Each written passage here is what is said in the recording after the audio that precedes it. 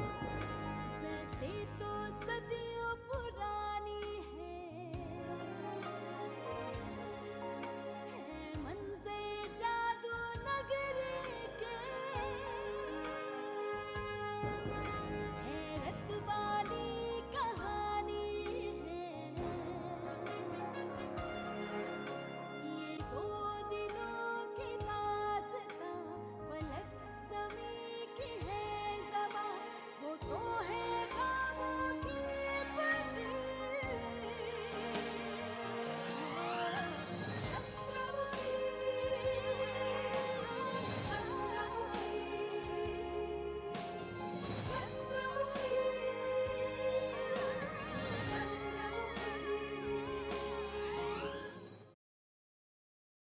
वो सैनिक आपसे भयभीत होकर भाग गए युवराज।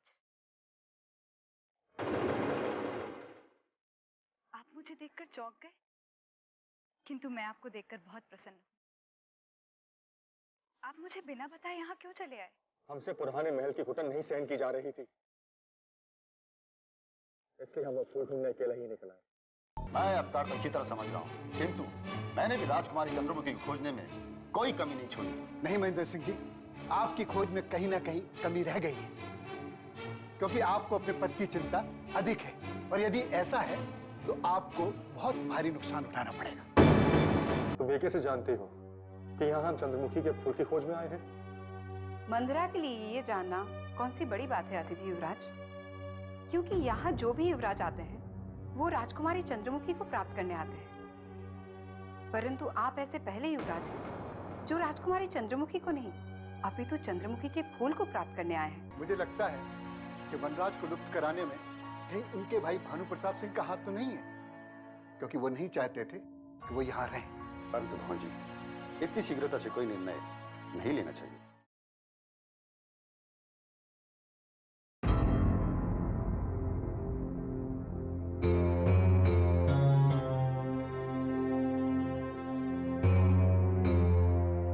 महाराज, अभी अभी पुराने महल से एक सैनिक बुरी सूचना लेकर आया है। सूचना? कैसी सूचना? हमारे अतिथि वनराज भी कहीं लुप्त हो गए महाराज। क्या हो रहा है भगवत सिंह जी? पहले विजेंद्र प्रताप सिंह हमारी राजकुमारी को लेकर लुप्त हो गए, अब वनराज भी लुप्त हो गए। हमने सेना प्रमुख महेंद्र सिंह जी को जांच के लिए भेज दिया है। अतिथि युवराज जहां भी होंगे उनका शीघ्र पता चल जाएगा महाराज। ये तो हम भी अच्छी तरह जानते हैं कि आपने किसी न किसी को जांच के लिए अवश्य भेजा होगा, लेकिन केवल जांच से क्या प्राप्त होगा? हम आज और अभी ये जानना चाहते हैं कि क्या कारण हो सकता है कि हमारे अतिथि वनराज को अचानक जाना पड़ा। महाराज, पुराने महल में रहते उन्हें बहुत दिन हो गए थे और उनका उद्देश्य भी पूर्ण नहीं हो पा रहा था, इसलिए राजकुमारी चंद्रमुखी के लुप्त होने के पश्चात वो अपने राज्य को लौट गए होंगे। तो क्या आप ये कहना चाहते हैं कि राजकुमारी चंद्रमुखी को प्राप्त करने का सपना उनका अधूरा रह गया, इसी कारण वो चले गए? इसके अलावा और दूसरा कारण क्या हो सकता है महाराज? जब राजकुमारी जी यहाँ नहीं है तो रुककर क्या करते हैं? परंतु हमें गुप्त सूत्रों से ये पता चला है कि हमारे अतिथि वनराज चंद्रमुखी का फूल प्राप्त करने आए थे। हमें भी पहले यही सूचना मिली थी, किंतु जब हमने वनराज से पूछताछ की तो उन्होंने हमें बताया कि वो केवल राजकुमारी चंद्रमुखी को ही प्राप्त करने आए थे। हो सकता है कि वो असत्य कह रहे हो, क्योंकि वो जब से रूपनगर आए हैं तभी से उन्होंने राजकुमारी चंद्रमुखी से ना तो मिलने की और ना ही देखने की इच्छा प्रकट की। इसका कारण उनके भाई भानु प्रताप सिंह ही है महाराज। जब उन्हें पता चला कि उनके भाई राजकुमारी से विवाह करने का लक्ष्य लेकर आए हैं तो वो कुछ निराश से हो गए थे। कारण कुछ भी हो, परंतु अब पानी हमारे सर से ऊंचा होता जा रहा है। आप रोजाना किसी न किसी संकट की सूचनाएं देते चले आ रहे हैं, जिससे हमारी कठिनाइयां बढ़ती जा रही हैं। हमें शीघ्र ही शीघ्र हमारी राजकुमारी चंद्रमुखी चाहिए और लुप्त अतिथि वनराज चाहिए। आप हमें थोड़ा समय और दे दीजिए। हम आपको विश्वास दिलाते हैं कि महल में चल रही समस्त समस्याओं का अब अंत होने वाला है। हमें आज्ञा दीजिए महाराज।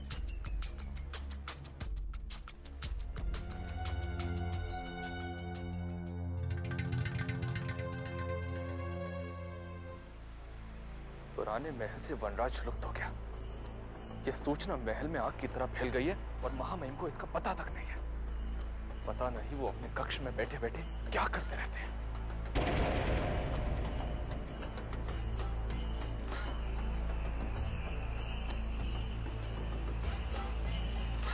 मंद्रा, तुम? मैं आपको और महामहिम को मिलने ही आई थी, परंतु महामहिम के कक्ष में गई तो दरबान ने बताया कि वो किसी कार्य से बाहर गए हैं, किंतु आप मिल गए। मेरी चिंता दूर हुई। चिंता? कौन सी चिंता की बात कर रही हो तुम मंद्रा? मुझे ये बताने की चिंता थी कि अतिथि युवराज के पुराने महल से भाग जाने की सूचना सुनकर कहीं आप और महामहिम घबरा न जाए। इसका तात्पर्य ये हुआ कि इसकी सूचना तुम्हें भी मिल गई है। मंद्रा, मैं जानता हूं कि वनराज लुप्त हो गया है और मैं ही क्या, सारे महल में ये सूचना फैल गई है और इसका पता तुम्हें अभी चला है। मंद्रा, जबकि बहुत पहले महामहिम ने तुम्हें उस वनराज पर दृष्टि जमाए रखने के लिए कहा था। मैं महामहिम के ही आदेश का पालन कर रही थी। आप पहले मेरी पूरी बात तो सुन लीजिए। मंद्रा, अब सुनने को क्या शेष रह गया है? क्या यदि तुम महामहिम के आदेश का पालन करती ना, तो सबसे पहले इस बात का पता तुम्हें ही चलता कि वो वनराज वहां से लुप्त हो गया है। अतिथि युवराज के पुराने महल से लुप्त होने का सबसे पहले मुझे ही पता चला था उसे। आप मेरी बात पर विश्वास कीजिए।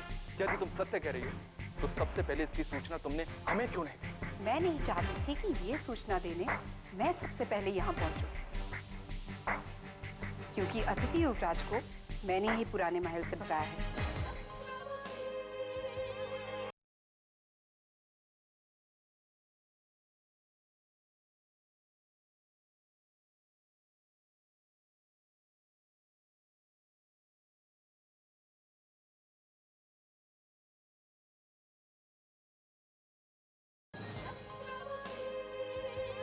मैं नहीं चाहती थी कि ये सूचना देने मैं सबसे पहले यहाँ पहुंचूं,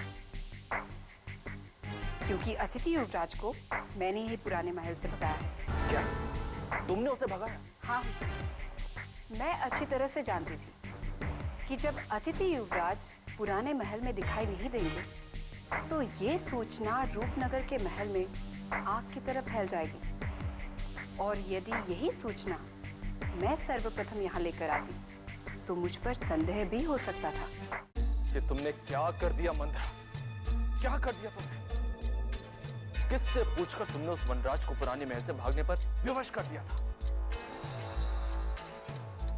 अब ये सूचना महामहिम को पता चलेगी ना, तो तुम पर संकटों के पहाड़ टूट पड़ेंगे, पहाड़। नहीं हुजूर, अभी तो ये बात सुनकर महामहिम मुझे उपहारों से लाद देंगे, क्योंकि अतिथि युवराज को मैंने उस दिशा में भगाया है जिस दिशा के सारे मार्ग मेरे जाने पहचाने हैं, और मैं जब चाहूं उन्हें रोक सकती हूँ। किंतु मंद्रा, तुमने उसे भगाया ये क्यों? ये जानने के लिए कि चंद्रमुखी का फूल छिपा था, और यदि वनराज ने उसका पता लगा लिया, तो मैं भी आसानी से उसका पता आप और महामहिम तक पहुंचा दूंगी, क्योंकि आज के बाद दिन रात मेरी दृष्टि वनराज पर टिकी रहेगी। वाह मंद्रा, वाह! तुम इतनी चतुर निकलोगी ये तो हमने कभी नहीं सोचा। तुमने एक तीर से दो निशाने साधे हैं, दो निशाने। अब हम उस वनराज के द्वारा चंद्रमुखी के फूल का पता भी लगा लेंगे, और वनराज के लुप्त होने का दोष हम महाश्वेता पर लगा देंगे।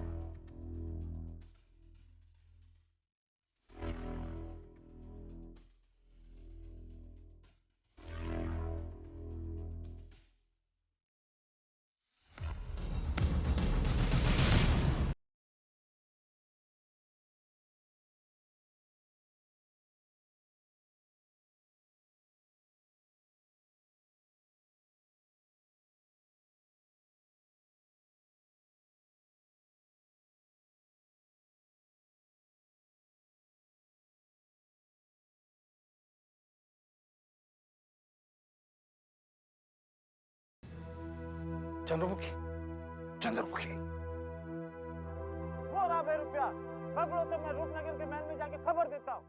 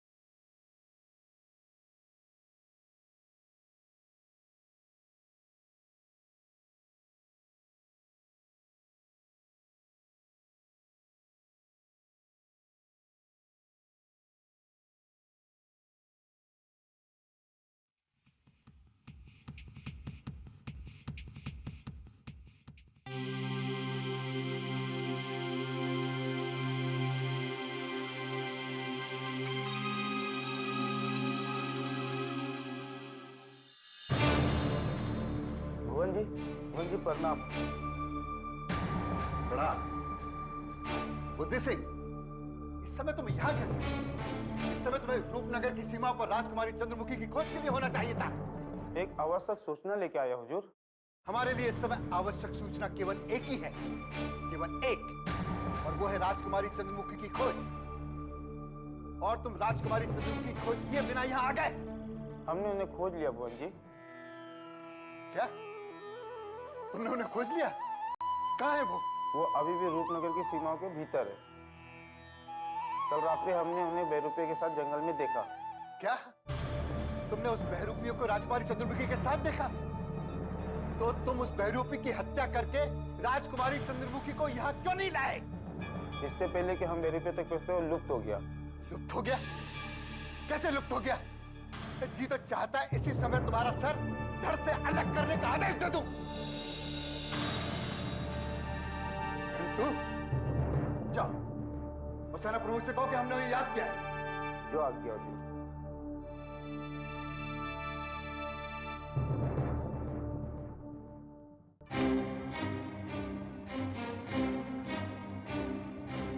सेना प्रमुख जी।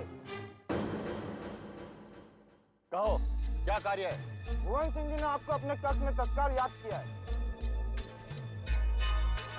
क्या?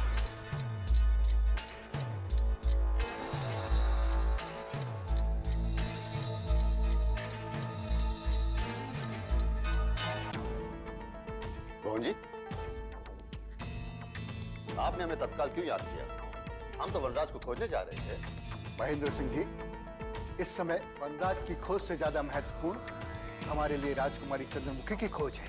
मैं जानता हूं मोहन सिंह जी, परंतु आप निश्चिंत रहिए। राजकुमारी चंद्रमुखी की खोज के लिए हमारे सैनिक चारों तरफ निगरानी रखे हुए हैं। और वो सैनिक अपने उद्देश्य में सफल भी हुए हैं। क्या? इसका तात्पर्य यह हो कि राजकुमारी चंद्रमुखी की खोज पूर्ण हो गई? राजकुमारी चंद्रमुखी मिल गई? कहाँ है वो? वो हमें मिली तो नहीं है, परंतु ये पता लग गया है कि वो किस दिशा में है। कल रात्रि बुद्धि सिंह ने उस बहरूपी के साथ राजकुमारी चंद्रमुखी को देखा। जब तक बुद्धि सिंह उन तक पहुंचते, वो बहरूपिया राजकुमारी चंद्रमुखी को लेकर लुप्त हो गया। बुद्धि सिंह, किस दिशा में तुमने उन्हें देखा? तुरंत हमें बताइए, हमें मालूम चाहिए। यही हम भी चाहते हैं। आप तुरंत बुद्धि सिंह के साथ वहां जाएं और उस अपराधी को गिरफ्तार करें या मृत्युदंड दें, परंतु राजकुमारी चंद्रमुखी को यहां लेकर आए। आप निश्चिंत रहे मोहन सिंह जी, शीघ्र ही राजकुमारी चंद्रमुखी इस महल में होंगी। कहीं ऐसा ना हो वो बहरूपिया रात्रि का लाभ उठाकर फिर से लुप्त हो जाए। ऐसा नहीं होगा मोहन सिंह जी।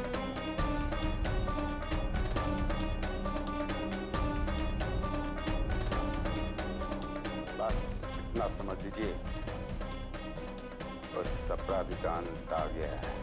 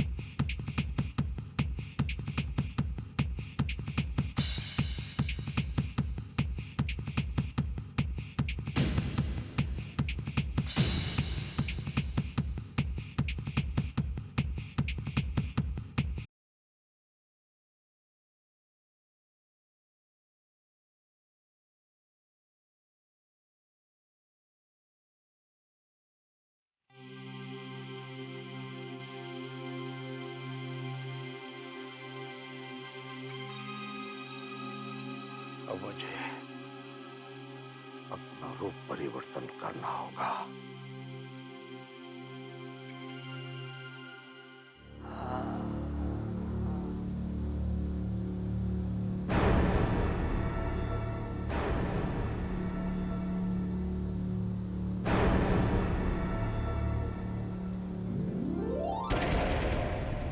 जय महाकाल।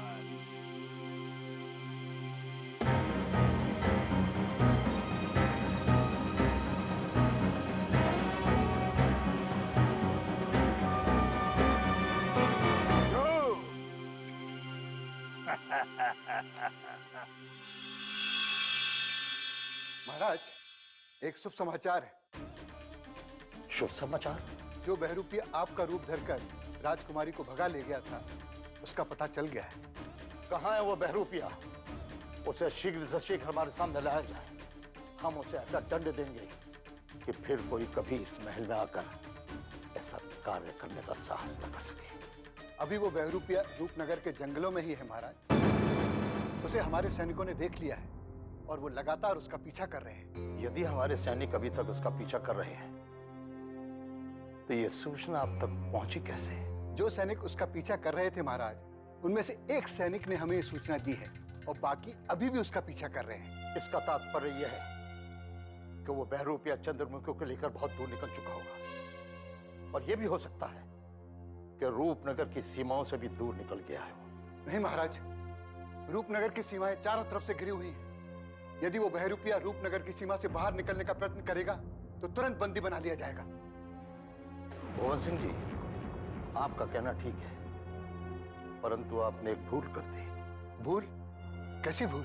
यदि यहाँ का सूचना देने से पहले अगर आप किसी बड़े अधिकारी को वहां भेज देते तो वो बहरूपिया अब तक पकड़ा जा सकता था।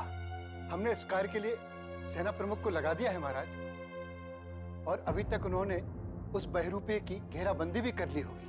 आपकी चतुराई पर हम अति प्रसन्न हुए, परंतु याद रहे कि हमारी चंद्रमुखी को हानि न पहुंचे।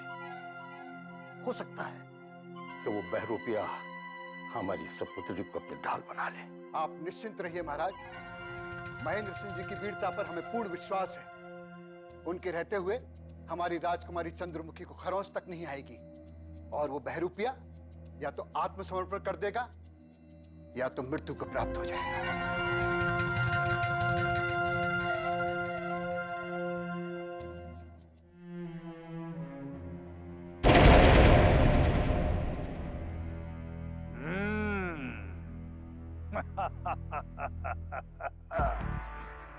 कुंवर विजेंद्र प्रताप सिंह, किसे ढूंढ रहे हो?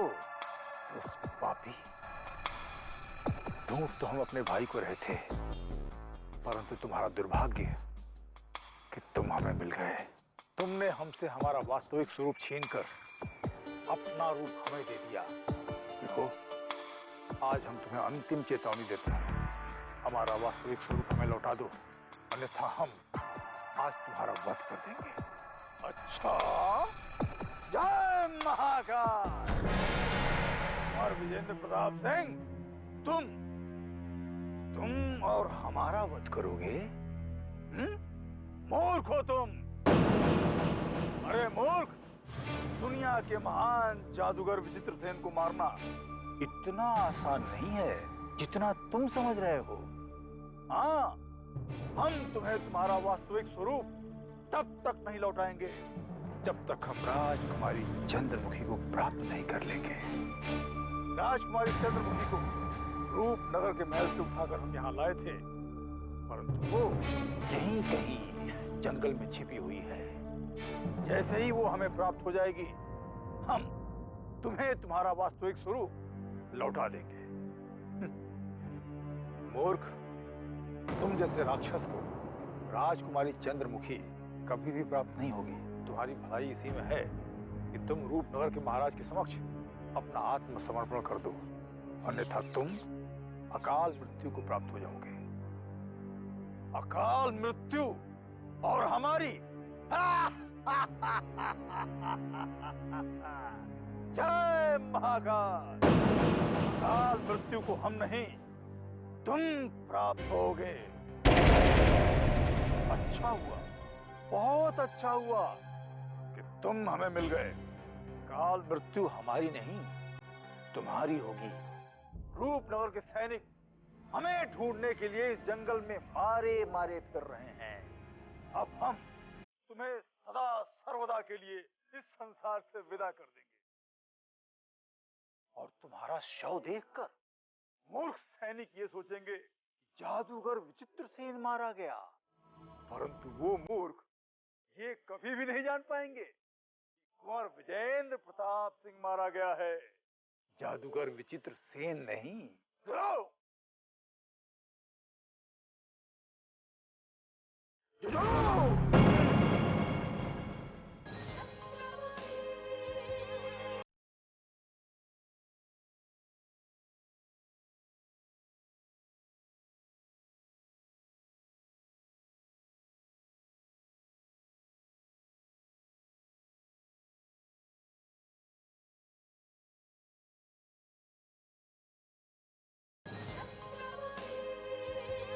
जाओ। जाओ।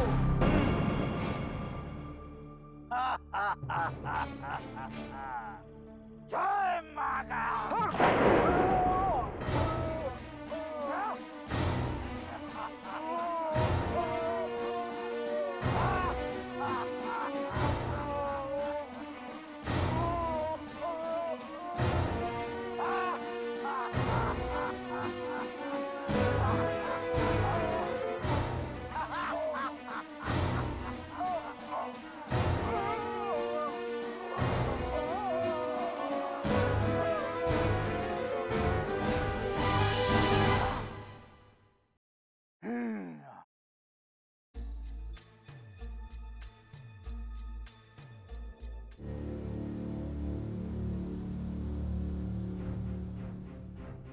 गजराज सिंह जी, हम लोग विपत्तियों से घिरते ही जा रहे हैं। मैं आपकी स्थिति समझ सकता हूँ मोहन सिंह। अब मेरे लिए क्या आदेश है? वो बहरूपिया और राजकुमारी चंद्रमुखी अभी भी हमारी सीमा में ही है। हमने सेना प्रमुख को उन्हें खोजने के लिए जंगल में भेजा है। हम चाहते हैं कि आप भी जंगल में जाकर उन्हें खोजें। हमें हर हाल में राजकुमारी चंद्रमुखी चाहिए।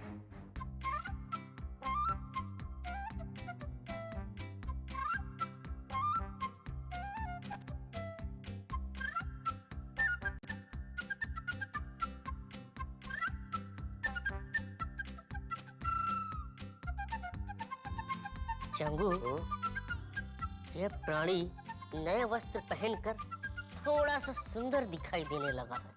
अरे मंगू, वो कितने भी नए वस्त्र पहने किंतु हमसे सुंदर नहीं दिखाई देगा।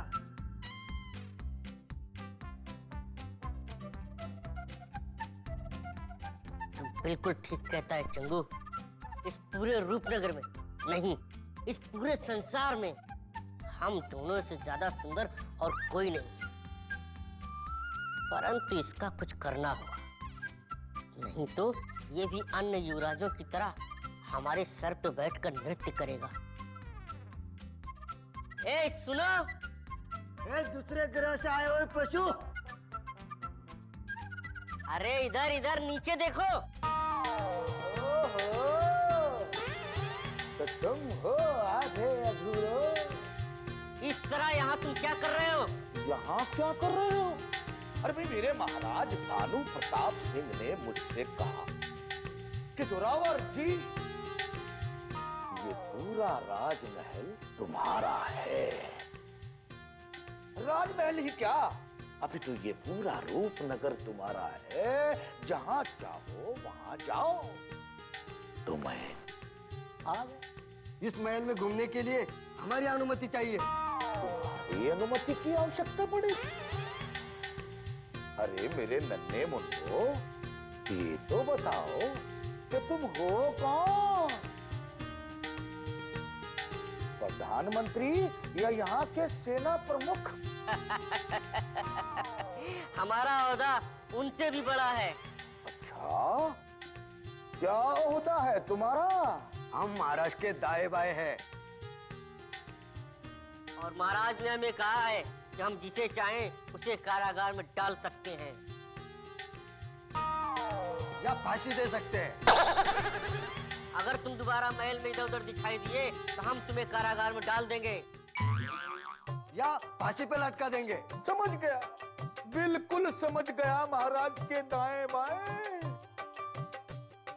आज के पश्चात यदि मैं कोई भी भूल करूंगा तो आपकी अनुमति अवश्य ले लूंगा। ठीक है, चलो मंगो। चलो चलो चल करके उस बावर्ची को फांसी पे चढ़ा देते हैं जिसने कल रात हमारे भोजन में मिर्ची ज्यादा डाल दी थी। चलो चलो।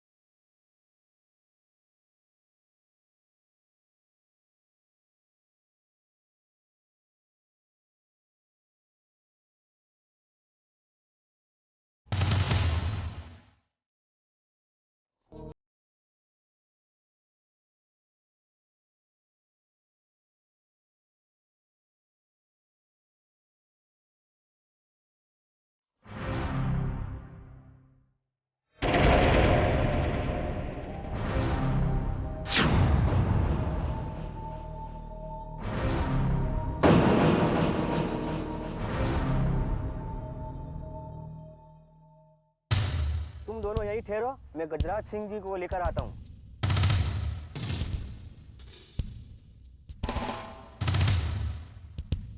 गजराज जी, हमें वहां पर एक शव मिला है।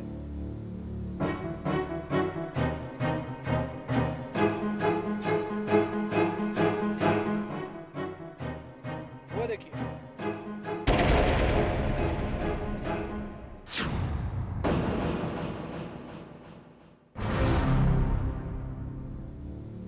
तुरंत इस शव को रूपनगर के महल में ले चलो।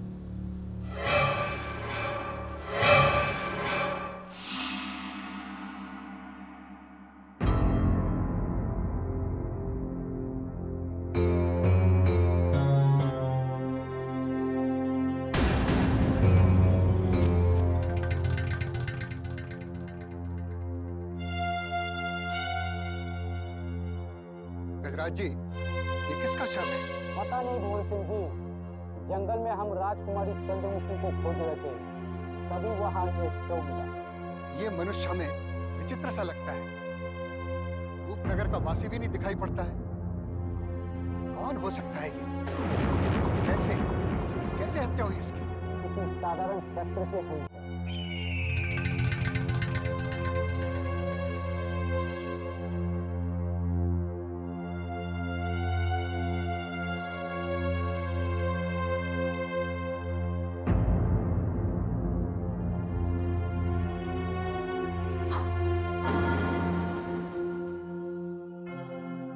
क्या हुआ कुसमी? तुम इस शव को देखकर इतना चौंक क्यों गई? क्या तुम इसे जानती हो? जी हुजूर, वो कुछ छुपाने का प्रयत्न मत करो कुसमी।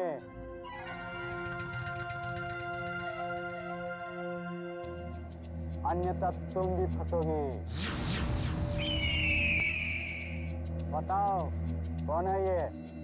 हुजूर, ये जादूगर विचित्र सेन हो सकता है।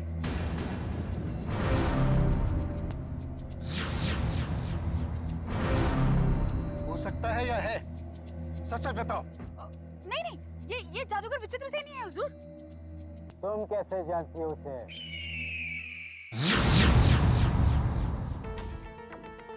हुजूर, जब एक बार हम राजकुमारी चंद्रमुखी जी के साथ जंगल भ्रमण के लिए गए थे, तब ये हमें वहीं मिले थे और इन्होंने राजकुमारी चंद्रमुखी जी को संकटों से बचने के लिए अपना आशीर्वाद भी दिया था।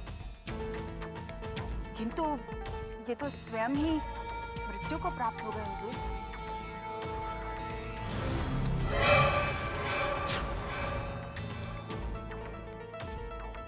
युवराज जी, तुरंत किसी सैनिक को भेजकर महेंद्र सिंह जी को महल में वापस बुला लीजिए।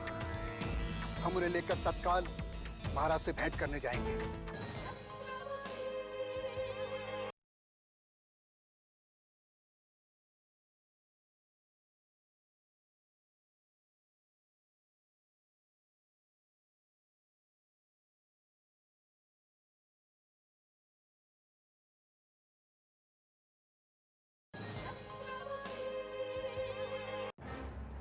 ये कैसे संभव हो सकता है? जादूगर विचित्र सेन एक साधारण शस्त्र से कैसे मारा जा सकता है? नहीं नहीं, हमने जो शव देखा है वो जादूगर विचित्र सेन का नहीं हो सकता। हमें पता करना होगा कि वो शव किसका है और जादूगर विचित्र सेन कहाँ है। और आप यहाँ? मैंने आपको महल के कोने कोने में खोजा। अभी अभी सूचना मिली कि महल में कोई शव आया है, तो मैंने सोचा आपका होगा। गधे, कभी तो अच्छा सोचा करो। हम 100 वर्षों तक जीवित रहने वाले। ऐसा क्या कह रहे हैं सरकार कि आप 100 वर्षों तक जीवित रहेंगे? यदि आप ऐसी कोई औषधि जानते हैं तो मुझे भी दीजिए, मैं भी 100 वर्षों तक जीना चाहता हूँ। मेरा मतलब है आपकी सेवा करना चाहता हूँ। प्रसन्न हुए तुम्हारी सेवा भावना जानकर हम गदगद हुए।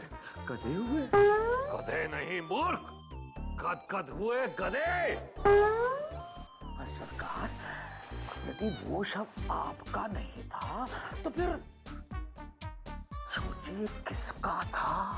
हमें क्या लेना देना उस शव से? ना हमें कोई दुख है और ना ही कोई प्रसन्नता।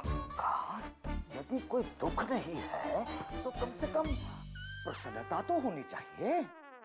प्रसन्नता हो सकती है अगर वो शव हमारे सौतेले भाई वनराज का होगा। जाकर पता करो कहीं वो तो नहीं मर गया। अगर वो मर जाए तो वहां जाकर हम बड़े बड़े मगरमच्छ के आंसू बहा देंगे। और एक बात और, हम परेशान हो गए हैं इन चंगू मंगू, भुवन सिंह, नागराज, महेंद्र सिंह, रणवीर सिंह सबसे। हम किसी से नहीं मिलना चाहते। यदि कोई भी हमारे द्वार के बाहर आए तो कहना कि हम नहीं हैं। अरे रुको मूर्ख, इधर आओ। कहना कि हमारे युवराज तपस्या कर रहे हैं, तपस्या, ताकि राजकुमारी चंद्रमुखी हमें ठीक ठाक मिल जाए शीघ्रता से। जाओ। तपस्या, भोजन खाएंगे और विश्राम करेंगे। क्या कह रहे हो नागराज? मैं सत्य कह रहा हूं महामहिम। जिस शव को लेकर सिपाही आए हैं वो शव जादूगर विचित्र सेन का ही है। और तो और उस शव को देखकर वो कुसुमी भी चौंक गई थी महामहिम। बूढ़े भुवन सिंह और सेना प्रमुख महेंद्र सिंह के क्या हाल? महेंद्र सिंह तो राजकुमारी को खोजने गए हैं, परंतु भुवन सिंह ने उन्हें बुलावा भेज दिया और वो दोनों तत्काल महाराज से मिलने वाले हैं। अब देखते हैं महाराज की क्या प्रतिक्रिया होगी। हमें ना तो किसी जादूगर के शव से लेना देना है और ना ही किसी और पास से। हमें तो बस हमारी सुपुत्री राजकुमारी चंद्रमुखी चाहिए। महाराज, जिस स्थान पर हमारे सैनिकों ने राजकुमारी चंद्रमुखी को उस बहरूपी के साथ देखा था, उसी स्थान के आसपास हमारे सैनिकों को जादूगर विचित्र सेन का शव मिला है। तो आप कहना क्या चाहते हैं? राजकुमारी चंद्रमुखी के लुप्त होने और विचित्र सिंह के बीच में कोई कड़ी है? जी महाराज, सुना है विचित्र सिंह किसी का भी रूप धारण कर सकता है। हो ना हो, राजकुमारी चंद्रमुखी की सूरत उसी ने बदली होगी और उसी ने आपका रूप धारण करके राजकुमारी जी को लुप्त किया होगा। तो फिर विचित्र सिंह की हत्या किसने की? अवश्य राजकुमारी चंद्रमुखी ने की होगी। उन्हें विचित्र सेन की सच्चाई का पता चल गया होगा, इसलिए उन्होंने अपने बचाव के लिए विचित्र सेन की हत्या कर दी। तो फिर राजकुमारी चंद्रमुखी कहाँ है?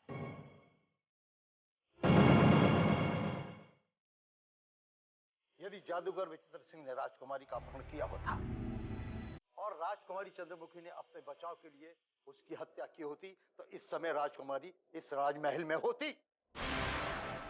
जब तो वो नहीं आई, नहीं पहुंची।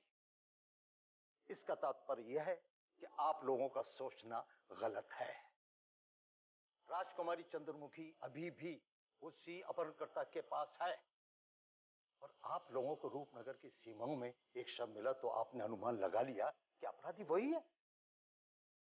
आप लोग क्यों नहीं समझते कि इस राज्य की राजकुमारी चंद्रमुखी लुप्त हुई है और राजकुमारियों कोई भेड़ बकरी नहीं है। आप लोग रोज कोई ना कोई नई कहानी सुनाने आ जाते हैं। अगर आप लोगों के बस में नहीं है तो जाइए, आप दोनों विश्राम कीजिए। जो कुछ करना है हम स्वयं ही करेंगे। पर तुम्हारा बस बस, हम और कुछ सुनना नहीं चाहते। जाइए।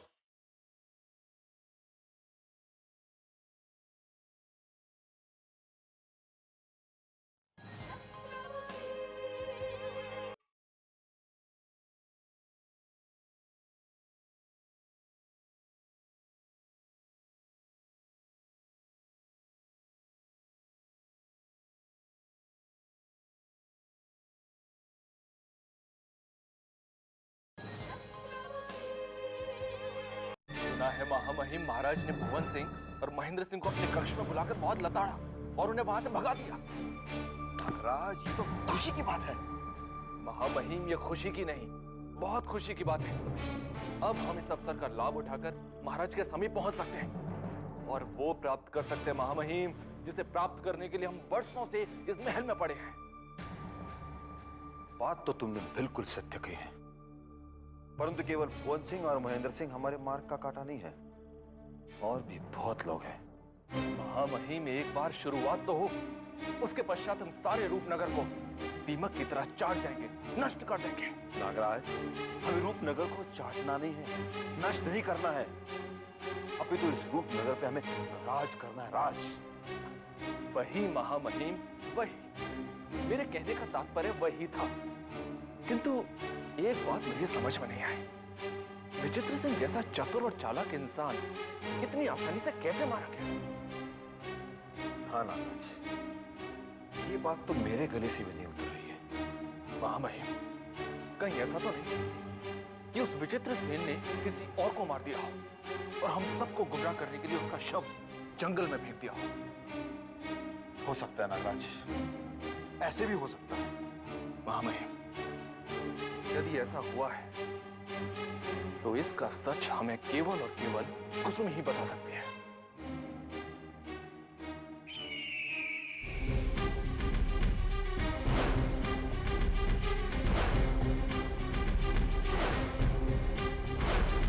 जय महाकाल।